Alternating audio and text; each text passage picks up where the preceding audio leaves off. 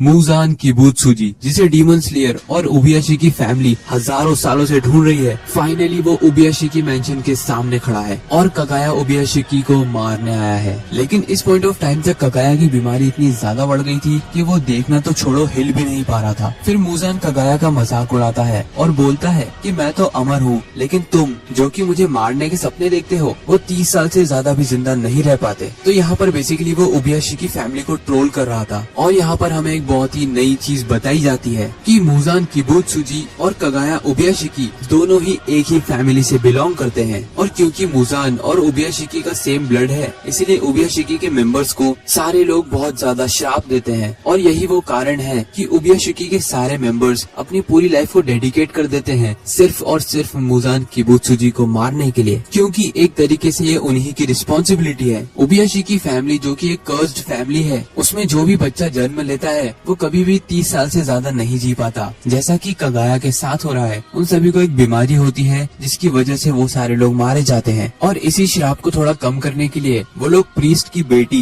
यानी कि पंडितों की बेटी से शादी करते हैं, और ऐसा करने से कुछ हद तक फायदा भी होता है। लेकिन यहाँ पर मुजान को कोई ना कोई बात तो खटक रही थी, क्योंकि उसे पता था कि कगाया को पता है कि मुजान तो जरूर आएगा। तो फिर उसने अपने साथ किसी हाशिरा को या फिर डीमन स्लेयर प्रोटेक्शन को क्यों नहीं रखा? क्यों वो अकेला बस अपने घर में लेटा हुआ है और मुजान घर के अंदर सिर्फ 4 लोगों को ही फील कर पा रहा था, कगाया, उसकी वाइफ और उसकी 2 बेटियां। इनके अलावा दूर दूर तक कोई भी नहीं था। फिर कगाया के पूछने पर मुजान बताता है कि वो चाहता है कि वो नेजुको को खा ले, जिसके बाद वो आराम से सन के नीचे भी खड़ा हो सकेगा और उसे मारने का दूसरा कोई तरीका बचेगा ही नहीं। लेकिन फिर कगाया यहाँ पर बहुत ही बैडस तरीके से बोलता है कि मुजान किबुत्सुजी, तुम्हारा सपना सच नहीं होने वाला। यहाँ पर मुजान को बहुत गुस्सा आता है और वो मन ही मन में सोचता है कि डीमन स्लेयर्स ने हमेशा मेरी नाक में दम करके रखा है और हजारों सालों से ये डीमन स्लेयर्स मुझे बस परेशान करने का ही काम करते हैं। फिर कगाया बोलता है कि तुमने जितने भी आज तक पाप करे हैं, तुम्हें लगता है तुम उससे बच जाओगे, लेकिन सच तो ये है कि तुम हमेशा से शेर की पूंछ पर पैर रख रहे थे और आज का वो दिन है जब वो शेर पलट कर तुम्हें खा जाएगा। और ये सुनकर मुजान को बहुत ज्यादा ही गुस्सा आ जाता है। फिर मुजान कगाया के सामने आकर खड़ा हो जाता है और उससे बहुत सीरियस होकर बोलता है कि चुप करो, मैं तुम्हारा काम तमाम कर दूंगा। और मुजान अपने हाथ को आगे बढ़ाता है कगाया का सर पकड़ने के लिए। तभी हम लोग एक सीन शिफ्ट देखते हैं जहाँ पर सारे क्रोज, सारे हाशिरास को एक इमरजेंसी समन पे बुलाते हैं, क्योंकि ऑफ कोर्स यार उबियाशी की मेंशन पर खुद मुजान आ चुका है। इसीलिए सारे हाशिरास दौड़ते हुए मेंशन की तरफ बढ़ते हैं। फिर हम एक हाशिरा मीटिंग का सीन देखते हैं जहाँ पर सानेमी बोलता है कि मास्टर कगाया के पास कोई सिक्योरिटी क्यों नहीं है, और सारे हाशिरास गियोमे से यही पूछते हैं कि कुछ हो सकता है क्या जिससे मास्टर कगाया को थोड़ी प्रोटेक्शन मिल सके। जिस पर गियोमे बोलता है कि वो सेम चीज पिछले 8 सालों से पूछ रहा है, लेकिन उबियाशी की फैमिली के लोग हमेशा सिक्योरिटी रखने से मना कर देते हैं, क्योंकि उनके हिसाब से उनकी लाइफ की कोई कीमत है ही नहीं, क्योंकि उनके हिसाब से वो किसी काम के ही नहीं है। फिर हम देखते हैं कि सानेमी सबसे पहले उबियाशी की मेंशन पहुंचता है और जैसे ही वो मेंशन की तरफ देखता है उसकी आंखें फटी की फटी रह जाती है, क्योंकि मेंशन में बहुत ही बड़ा ब्लास्ट हो जाता है। और तभी वहाँ पर बाकी के हाशिरास भी आ जाते हैं और सभी ये देखकर बहुत ज्यादा हैरान थे। तांजीरो जो कि गियो के साथ मेंशन पहुंच जाता है, वो कहता है कि मैं जलते हुए ब्लड और फ्लैश की खुशबू सूंघ सकता हूँ, जिसका मतलब उस धमाके में पूरी कगाया फैमिली की मौत हो चुकी है। फिर हम देखते हैं मुजान को, जो कि डायरेक्टली एक्सप्लोजन के कांटेक्ट में आ गया था। उसे रीजनरेट करने में बहुत दिक्कत हो रही थी, इसलिए वो कगाया और उसके आखिरी मोमेंट्स को गालियां बकता है और समझ जाता है कि कगाया ने मरने से पहले स्माइल क्यों दी थी। हालांकि इस एक्सप्लोजन में कगाया, उसकी वाइफ अमाने और उसकी दोनों बेटियां मारी जाती है। मुजान फिर नोटिस करता है कि इस एक्सप्लोजन के साथ साथ कुछ स्पाइक्स भी थे, यानी कि कुछ कांटेदार चीजें थी जिसकी वजह से मुजान रीजनरेट नहीं कर पा रहा था। फिर मुजान समझ जाता है कि ये कोई प्लान था और हाशिरास भी यहाँ पर पास ही में कहीं होंगे। फिर मुजान अपनी बॉडी पर कंसंट्रेट करता है और फटाफट से रीजनरेट होने की कोशिश करता है, लेकिन तभी वहाँ पर फ्लैश सीड आ जाते हैं, जो कि एक ब्लड डीमन टेक्निक है, जिससे बहुत बड़ी बड़ी ब्लैक कलर की ब्रांचेस एक जगह पर समन हो जाती है और मुजान के अंदर घुसते ही वो मुजान को हिलने से रोक देती है। और जैसे ही वो ब्लैक ब्रांचेस मुजान के आर पार होती हैं, मुजान बिल्कुल हिल नहीं पाता है। फिर मुजान उन ब्रांचेस को एब्जॉर्ब करने की कोशिश करने लगता है, लेकिन तभी वहाँ पर एंट्री हो जाती है लेडी तामायो की और वो डायरेक्टली मुजान के पेट के अंदर अपना हाथ घुसा देती है। मुजान बहुत ही ज्यादा गुस्से में ये रियलाइज करता है कि तामायो किसी ब्लड डीमन आर्ट का यूज कर रही है, उसी वजह से वो छुपी भी थी और ये ब्लैक ब्रांचेस भी किसी ब्लड डीमन आर्ट से ही हो रहे हैं। फिर तामायो बड़ी बैडस तरीके से बताती है कि जो ड्रग मैंने अभी अभी तुम्हारे अंदर डाला है वो ड्रग डीमंस को इंसान बना देता है। और मुजान ये सुनते ही कम्प्लीटली शॉक्ड। वो फिर तामायो से पूछता है कि ये इम्पॉसिबल है। तामायो उस पर बोलती है कि ये इम्पॉसिबल था, लेकिन अब ये पॉसिबल है किसी की मदद से। फिर तामायो रोने लगती है और बोलती है कि बस वो चाहती थी कि वो अपनी बीमारी से रिकवर कर ले और अपने बच्चों को बड़ा होते हुए देखे, लेकिन मुजान किबुत्सुजी ने उसकी फैमिली को मार दिया और उसे भी एक डीमन बना दिया। मुजान उससे बोलता है कि तुम झूठ मत बोलो, तुमने भी बहुत सारे इंसानों को खाया है और सच तो ये है कि इस सब में तुम्हें भी बहुत मजा आया है। जिस पर तामायो रोते हुए कहती है कि उसे पता है उसने गलत काम करे हैं, क्योंकि वो डीमन बन गई थी इसलिए उसे इंसानों को खाना पड़ा, लेकिन वो अपनी गलतियों का भुगतान करेगी मुजान किबुत्सुजी को मारकर। और तभी मेंशन पर सबसे पहला हाशिरा आ जाता है, जो कि था द स्टोन हाशिरा गियोमे। वो अपने वेपन से मुजान पर हमला करता है और एक ही झटके में वो आधी मुजान की बॉडी को खत्म कर देता है। 23 साल की बहुत कम उम्र में कगाया ओबियाशिकी फाइनली मारा जाता है। मांगा के ऑथर हमें बताते हैं कि कगाया हर दिन उन सारे डीमन स्लेयर्स की ग्रेव पर जाता था जिन्होंने अपनी लाइफ मुजान को मारने के लिए डेडिकेट कर दी, लेकिन उसमें नाकामयाब रहे। वो हर दिन सभी की ग्रेव पर जाता था और हर किसी के नाम को जानता था। फिर गियोमे को याद आता है जब वो पहली बार कगाया से मिला था तब कगाया सिर्फ 14 साल का था और गियोमे सिर्फ 18 साल का था। जब कगाया पहली बार गियोमे को देखता है तब वो देखते से ही बता सकता था कि गियोमे ने उन बच्चों को नहीं मारा था। गियोमे बताता है कि कगाया की आवाज इतनी ज्यादा सूदिंग और सुंदर थी कि गियोमे कगाया की आवाज से ही उसके नेचर को पहचान गया था। जब गियोमे आखिरी बार कगाया से मिला था तब कगाया जानता था कि मुजान जल्द ही आएगा, और क्योंकि गियोमे सबसे ताकतवर था इसलिए कगाया की उम्मीदें गियोमे से सबसे ज्यादा थी कि वो मुजान किबुत्सुजी को मार देगा। अब ऑब्वियसली कगाया जानता था कि तुम मुजान का हाथ काट दो या सर, लेकिन वो नहीं मरने वाला, वो वापस से खुद को रीजनरेट कर ही लेगा। लेकिन उसे मारने का भी एक तरीका है और वो है सनलाइट। तो सारे हाशिरास का काम है मुजान को सनलाइट में लाना और मुजान किबुत्सुजी को खत्म करना। फिर हम देखते हैं कि मुजान किबुत्सुजी खुद के सर को वापस से रीजनरेट कर लेता है। मुजान अपने ब्लड डीमन आर्ट से गियोमे को मारने की कोशिश करता है, लेकिन गियोमे उसे आसानी से डिफ्लेक्ट कर देता है। तभी वहाँ पर सानेमी आ जाता है और गुस्से में मुजान की तरफ देखकर चिल्लाता है और बोलता है कि फाइनली अब वो मुजान को खुद अपने हाथों से मार सकता है। और तभी वहाँ पर बहुत सारे हाशिरास पहुँच जाते हैं और तभी गियोमे अनाउंस करता है कि ये जो बंदा तुम लोगों के सामने खड़ा है ये है मुजान किबुत्सुजी, क्योंकि इससे पहले किसी ने भी मुजान को नहीं देखा था। सारे लोग मुजान का नाम सुनते ही शॉक हो जाते हैं और गुस्से में भी आ जाते हैं। तभी तांजीरो जोर से चिल्लाता है मुजान और उसकी तरफ हमला करने के लिए बढ़ता है और उसके साथ ही सारे हाशिरास अपनी ब्रीदिंग स्टाइल एक साथ यूज करते हैं और मुजान पर हमला करने ही वाले थे कि तभी मुजान जोर से हंसने लगता है और तभी सारे डीमन स्लेयर्स के नीचे कुछ दरवाजे खुल जाते हैं और ये दरवाजे इन्फिनिटी कैसल के थे। नाकी में अपने ब्लड डीमन आर्ट की मदद से सारे हाशिरास को इन्फिनिटी कैसल में समन कर लेती है और सारे हाशिरास मुजान को मारने से पहले इन्फिनिटी कैसल में गिर जाते हैं। और तभी तांजीरो बोलता है कि आज मैं तुम्हें मार दूंगा मुजान किबुत्सुजी, जिस पर मुजान बड़े बैडस तरीके से कहता है कि अगर मार सको तो मार देना।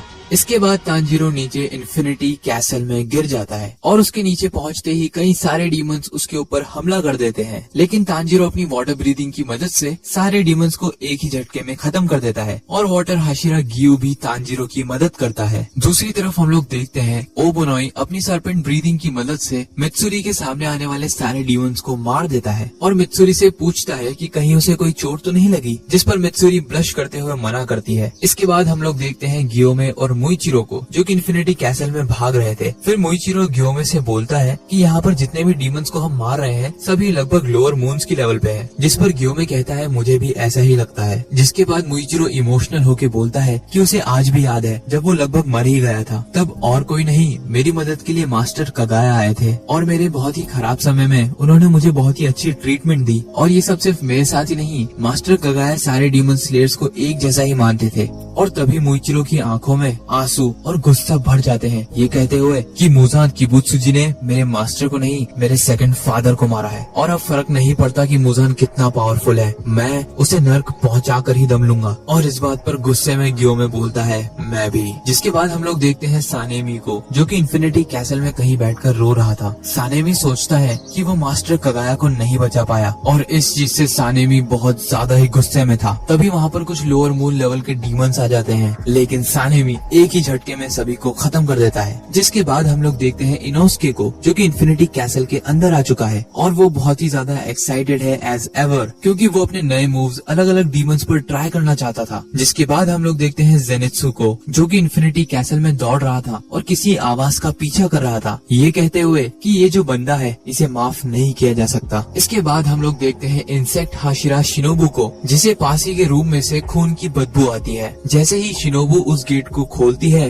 वो देखती है कई सारी लड़कियों की लाशें एक ही जगह पर बिछी हुई थी और उन सभी के ऊपर बैठा था एक डीमन, जो कि और कोई नहीं अपर रैंक 2 डोमा था। और तभी शिनोबू को याद आता है कि उसकी बहन ने उसे बताया था कि जिस डीमन ने उसे मारा है वो डीमन अपने सर पर ताज रखता है, लाल कलर के कपड़े पहनता है, उसकी आंखें रेनबो कलर की हैं और उसके हाथ में गोल्डन कलर के फैंस भी हैं, जिससे वो समझ जाती है कि डोमा ने ही उसकी बड़ी बहन को मारा था। और जैसे ही शिनोबू ये समझ जाती है, उसका गुस्सा नेक्स्ट लेवल पर पहुंच जाता है। वहीं दूसरी तरफ हम लोग देखते हैं जेनित्सु को, जो कि किसी रूम के अंदर एंटर करता है और बोलता है कि मैं जानता हूँ तुम अंदर हो, अब बिना टाइम वेस्ट किए फटाफट बाहर निकलो। तभी सामने वाले गेट में से एक डीमन बाहर निकलता है, ये कहते हुए कि अपने सीनियर से कोई भला ऐसे बातें करता है, तुम अभी भी पहले की तरह ही हो डरपोक जेनित्सु। इस बात पर जेनित्सु गुस्से में बोलता है कि अब काइगा को उसका सीनियर नहीं है, अब वो एक डीमन है, यानी कि उसका दुश्मन। दूसरी तरफ हम लोग देखते हैं कि तांजीरो और गियू इन्फिनिटी कैसल में भाग रहे थे और इन्फिनिटी कैसल बार बार दोनों डीमन स्लेयर्स को अलग करने की कोशिश कर रहा था। तभी वहाँ पर डीमन स्लेयर्स का एक कौवा आ जाता है और सारे डीमन स्लेयर्स को ये बताता है कि कोचो शिनोबू अपर रैंक 2 डोमा से लड़ती हुई मारी गई है। शिनोबू की मौत की खबर जैसे ही डीमन स्लेयर्स को मिलती है, वो सभी शॉक रह जाते हैं। तांजीरो खुद को रोने से रोकता है और बहुत ही ज्यादा गुस्से में आ जाता है, लेकिन साथ ही में वो नोटिस करता है कि इन कौवों के ऊपर कुछ पेपर टेलिस्मेंस लगे हुए हैं और ये एक ब्लड डीमन आर्ट है, जिसकी वजह से ये कौवे डीमंस को दिखाई नहीं देते। फिर हम लोग देखते हैं डीमन स्लेयर हेडक्वार्टर्स में किरिया ओबियाशिकी को, जो कि कगाया ओबियाशिकी का बेटा है और उसकी उम्र सिर्फ 8 साल है। और कगाया ओबियाशिकी की मौत के बाद किरिया बन चुका है डीमन स्लेयर कॉर्प्स का लीडर और उसके साथ उसकी 2 बड़ी बहनें भी उसकी मदद कर रही है। और भले ही किरिया की फैमिली कुछ देर पहले ही खत्म हो गई है, लेकिन फिर भी वो बिना इमोशनल हुए उसके काम पर फोकस कर रहा है। तो बेसिकली ये लोग कौवों की और डीमन आर्ट की मदद से पूरे इन्फिनिटी कैसल का एक रफ स्केच बना रहे हैं, जिससे ये पता चल जाएगा कि किस डायरेक्शन में या किस जगह पर हाशिरास और डीमंस हैं। और उन कौवों की मदद से वो लगातार हाशिरास के कांटेक्ट में भी हैं और जैसे ही कोई भी नोटिफिकेशन देनी होती है, ये लोग कौवों के द्वारा दे देते हैं। जैसे कि अभी अभी शिनोबू की मौत।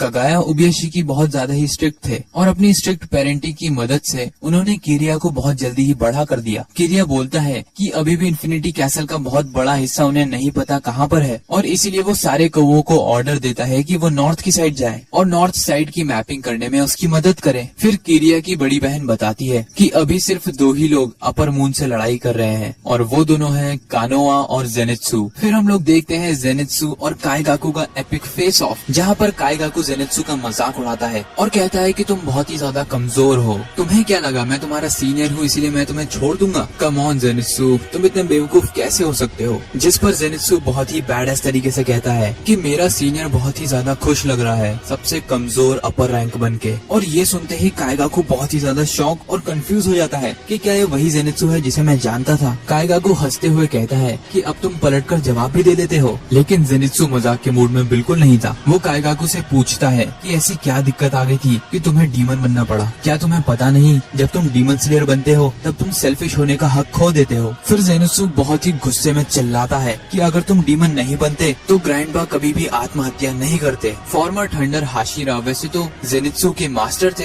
लेकिन फिर भी जेनित्सु उन्हें हमेशा ग्रैंडपा करके ही बोलता था क्योंकि उन दोनों के बीच की बॉन्डिंग काफी अच्छी थी। जेनित्सु रोते हुए बोलता है कि उनकी मौत कितनी ज्यादा दर्दनाक थी तुम्हें अंदाजा भी नहीं है। तो बेसिकली फॉर्मर थंडर हाशिरा ने सुसाइड कर लिया था क्योंकि उन्हीं का एक स्टूडेंट यानी कि थंडर ब्रेथ यूजर एक डीमन बन चुका है। एंड जापानीज में एक टर्म होती है जिसे कहते हैं सेपुकु, जिसमें बेसिकली आप सुसाइड कर लेते हो फॉर सम रीजन अपने पेट में चाकू घोप कर। एंड इस केस में उन्होंने सेपुकु किया था क्योंकि उनका स्टूडेंट एक डीमन बन चुका था। ये सुनते ही काइगाकू हंसने लगता है और जेनित्सु का मजाक उड़ाते हुए कहता है कि मैंने तो उन्हें सुसाइड करने के लिए नहीं बोला था, इसका मतलब ये मेरी प्रॉब्लम नहीं है और तुम क्या चाहते हो कि मैं इस बात पर शौक मनाऊं कि मेरा मास्टर मारा गया? तो ऐसा बिल्कुल भी नहीं होने वाला, क्योंकि मुझे कोई फर्क नहीं पड़ता कि वो मरे या जिंदा रहे। उस बुढ़े ने कभी भी अपनी सक्सेसरशिप लिखी ही नहीं। इसका मतलब वो इतना ज्यादा बेवकूफ था कि उसे समझ ही नहीं आया कि मैं बेटर हूँ या तुम। वो हमेशा से मुझे तुम्हारे साथ कंपेयर करता था, जबकि तुम मेरे सामने कुछ थे ही नहीं। और इसीलिए काइगाकू बोलता है कि अच्छा ही हुआ वो बुढ़ा मारा गया, और नॉर्मल डेथ तो वो डिजर्व करता भी नहीं था, उसे तड़प कर ही मरना चाहिए था। ये सुनते ही जेनित्सु बहुत ज्यादा गुस्से में आ जाता है और कहता है कि तुम एक नंबर के डरपोक हो, जिसने अपनी स्किन या अपनी जान बचाने के लिए डीमन बनना तक स्वीकार कर लिया। तुम जैसे स्टूडेंट पे तो हर मास्टर को शर्म आनी चाहिए। जेनित्सु फिर बोलता है कि भले ही मुझे थंडर ब्रीदिंग का फर्स्ट फॉर्म के अलावा कोई फॉर्म नहीं आता, लेकिन तुम्हें तो सबसे बेसिक फॉर्म भी नहीं आता। एंड यहाँ पर जेनित्सु ऐसा इसलिए बोलता है क्योंकि वो थंडर ब्रीदिंग के फर्स्ट फॉर्म के अलावा कोई फॉर्म नहीं यूज कर सकता, और वहीं काइगाकू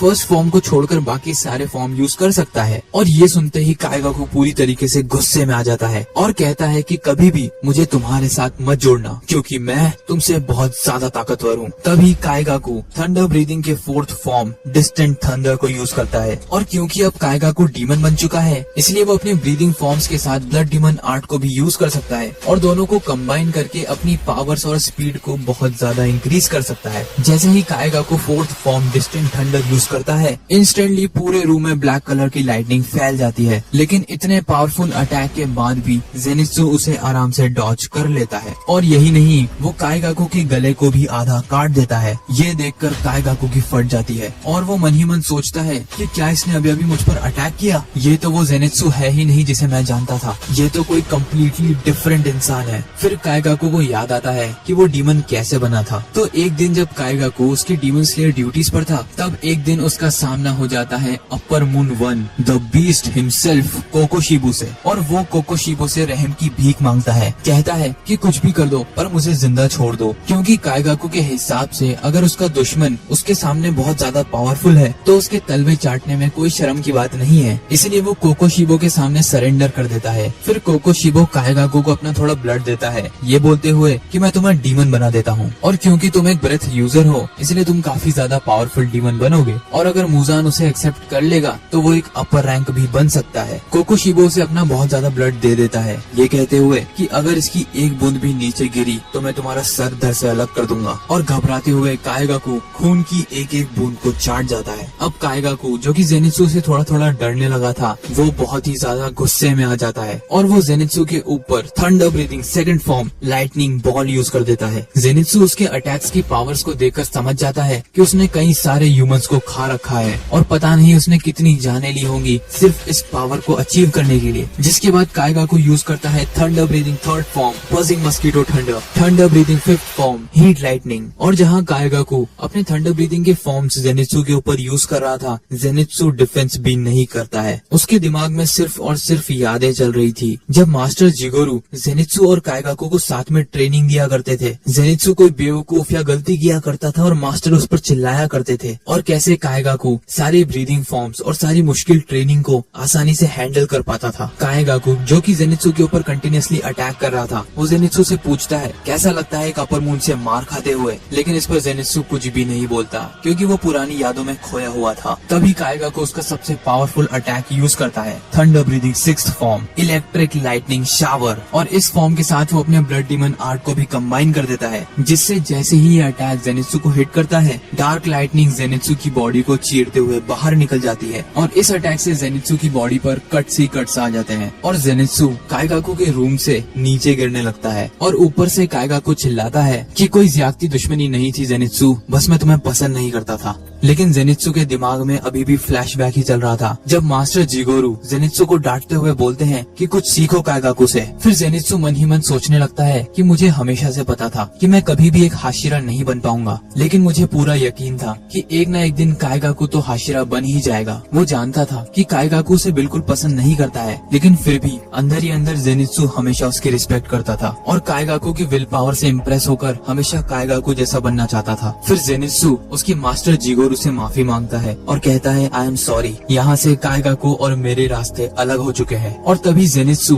जो कि नीचे गिर रहा था वो खुद को संभाल लेता है और एक दीवार पर पैर रखकर ऊपर की तरफ जंप मार देता है। काइगाकू ये देखकर पूरी तरीके से कंफ्यूज हो जाता है, लेकिन इससे पहले वो कुछ सोच पाता जेनित्सु अपना thunder breathing 7th form flaming thunder god use कर देता है और पलक झपकते ही वो काइगाकू की गर्दन उसके शरीर से अलग कर देता है। ये देखकर काइगाकू पूरी तरीके से शॉक हो जाता है और सोचने लगता है कि उसके मास्टर उसके टैलेंट से हमेशा जलते थे, इसलिए उन्होंने जेनित्सु को ये वाला मूव सिखाया और मुझे कभी नहीं सिखाया। जिस पर जेनित्सु कहता है कि थंडर ब्रीदिंग का 7th फॉर्म उसने खुद इन्वेंट किया है, लेकिन जेनित्सु हमेशा चाहता था कि वो इस फॉर्म को काइगाकू के साथ यूज करे, उसके खिलाफ नहीं। जब जेनित्सु काइगाकू को मार देता है तो वो दोनों ही इन्फिनिटी कैसल में नीचे गिरने लगते हैं। जहाँ एक तरफ जेनित्सु बेहोश हो रहा था, वहीं दूसरी तरफ काइगाकू को यकीन ही नहीं था कि जेनित्सु जैसा कमजोर भी उसे मार सकता है, एक अपर मून को मार सकता है। लेकिन तभी वो खुश हो जाता है क्योंकि जेनित्सु भी उसके साथ नीचे ही गिर रहा था, इसका मतलब वो दोनों साथ में मरेंगे। लेकिन तभी वहाँ पर यूशिरो आ जाता है और काइगाकू से बोलता है कि बिना दोस्तों के वो हमेशा अकेला ही मरेगा। और उसके आखिरी समय में ये सुनते ही काइगाकू शॉक हो जाता है। यूशिरो जेनित्सु को बचा लेता है, लेकिन फिर भी जेनित्सु बेहोश हो जाता है और जेनित्सु की आंखें खुलती है एक हरे भरे गार्डन में, जहाँ पर हर तरफ रेड स्पाइडर लिलीज फैली हुई थी। जेनित्सु की आंखों के सामने एक नदी थी जिसके पार खड़े थे मास्टर जिगोरू। जेनित्सु उनके सामने रोने लगता है और कहता है कि मुझे माफ कर दो, जब काइगाकू डीमन बन रहा था, जब उसे मेरी सबसे ज्यादा जरूरत थी, तब मैं उसके साथ नहीं था और शायद ये इसलिए मेरी ही गलती है कि वो डीमन बन गया और इवेंचुअली आपकी मौत हो गई। मैं हमेशा से चाहता था कि मैं भी एक दिन आपकी तरह ही पिलर यानी हाशिरा बनूं, लेकिन मुझसे कोई काम ठीक से नहीं होता। जेनित्सु ये बोलते हुए रोने लगता है, लेकिन तभी मास्टर जिगोरू की भी आंखें भर जाती है और वो कहते हैं कि जेनित्सु तुम ही मेरी खुशी हो और तुम ही मेरे प्राइड हो। और तभी जेनित्सु की आंखें खुलती है और वो देखता है कि कई सारे डीमन स्लेयर्स ने उसे बचा लिया है और उसका मेडिकल ट्रीटमेंट कर कर उसे होश में भी ले आए हैं। इसके बाद हम लोग देखते हैं तांजीरो और गियू को, जो कि इन्फिनिटी कैसल में भाग रहे थे और छोटे मोटे डीमंस को मार रहे थे, कि तभी इन्फिनिटी कैसल हिलने लगता है और इतने पावरफुल कंपन को सुनते ही गियू तांजीरो से सतर्क रहने के लिए बोलता है क्योंकि कुछ बहुत ही ताकतवर उनकी तरफ बढ़ रहा है। और तभी सीलिंग को तोड़ते हुए अपर रैंक 3 आकाजा हिमसेल्फ तांजीरो और गियू के सामने आ जाता है। आकाजा तांजीरो को देखते हुए कहता है लॉन्ग टाइम नो सी वीकलिंग, मुझे तो कभी लगा भी नहीं था कि तुम जैसा कमजोर इंसान इतनी देर तक जिंदा रह सकता है। और तांजीरो भी आकाजा को देखकर गुस्से में था, जिसके बाद पूरे इन्फिनिटी कैसल आर्क की one of the best fight शुरू हो जाती है। एंड इसी पैनल के साथ ये वीडियो भी खत्म हो जाती है। आई नो कि तुम लोग